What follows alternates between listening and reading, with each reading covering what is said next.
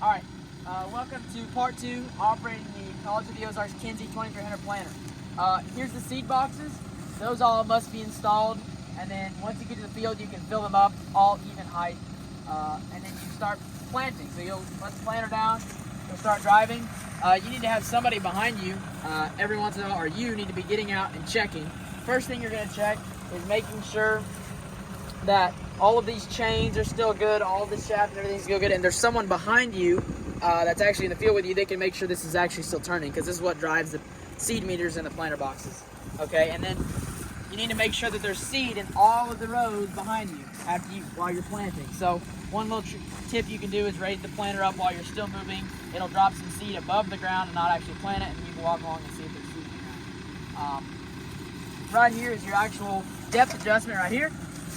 You can adjust that while the planter is up in the air. And then to change the population is, like we talked about in the first video, is on the end here. So we'll go open the cab now. And we'll get started. Anything else on this?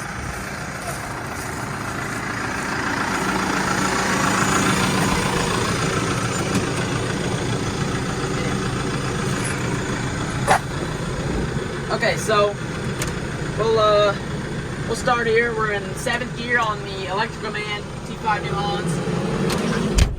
And let's put it in 5th gear, won't we? You'll want to have it full drive. So we're going to plant at about 5 miles an hour. Anything faster than that, and the fingers and the seed meters will not reliably pick up the corn. So we'll set her out here at about 5. So what we've got here is, when you first start in the field, the side that you're going to have the next pass on is the side that you want to have the arm down on, obviously. So you'll go over here on your box, and you'll flip the switch to the side of the marker that you want to put down, and you'll run your marker up and down.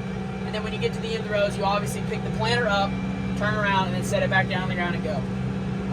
The marker arms are a little finicky, so one side may try to move while you're doing the other side. That's okay. Just keep an eye on it and go slow, moving them, and should be good. Make sure full drive, because these things, it's pretty heavy. And then just keep an eye on everything behind you, what's going on.